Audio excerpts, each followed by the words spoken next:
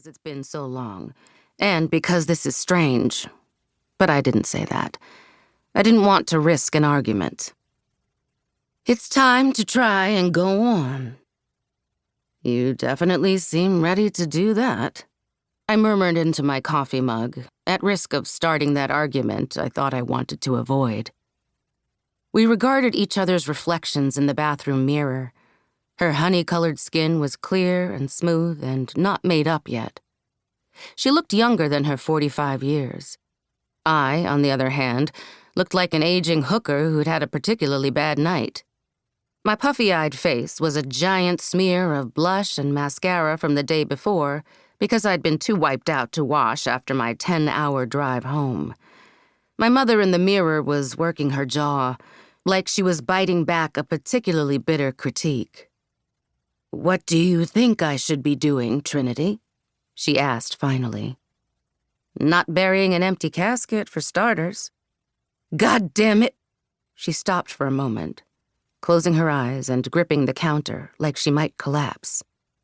"He's gone." "I know that. Do you?"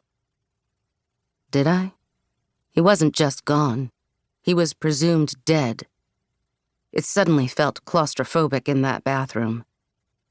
My mother let out a heavy breath, and when I looked at her reflection again, she was every year of her age, and more. There were the crow's feet feathering out from the corners of her eyes, the deep furrow between her eyebrows, as if she'd endured a lifetime of worry. I noticed my mother's hand trembling as she slid a bobby pin in her hair to fix the bun at the back of her head.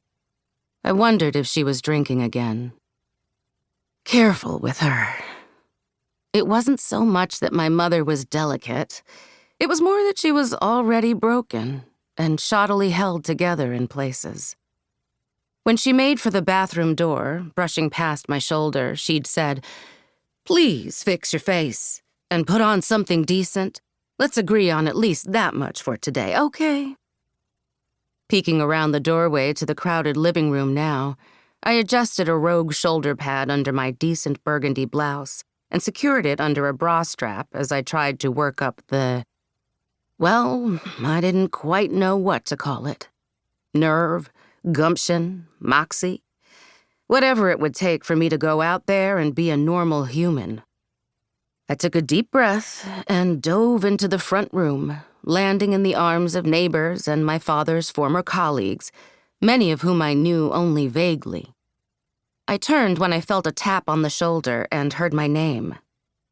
"Trinity!"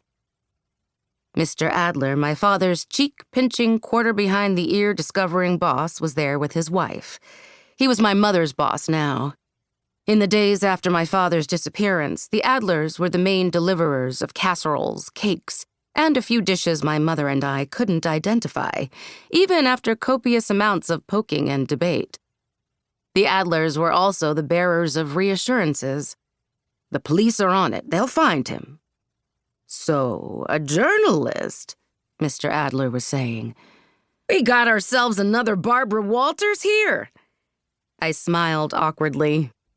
"Working on it, I guess." "A reporter," Mrs. Adler nodded approvingly. "That's what your mom tells us." My eyes darted over to my mother, who was standing in a clutch of neighbors, quite possibly at that very moment embellishing my resume to them, too. "Well," I said, "I'm actually more of a radio newsreader." "Don't sell yourself short, young lady." "Your dad never would have," Mr. Adler said. "He was a real go-getter." "And so funny," Mrs. Adler added. "Just a hoot when he wanted to be. Mr. Adler cut in with a return to go-getting, recalling the many Saturdays and late nights my dad could be found burning the midnight oil at work. I recalled that time too, but not nearly as fondly. "We still miss him," Mr. Adler said. "He was one of our rising stars." Mrs. Adler nodded, looking grim. "I can't believe that just poof." She threw her hands up and simulated emptiness in the air. Mr. Adler shot her a look that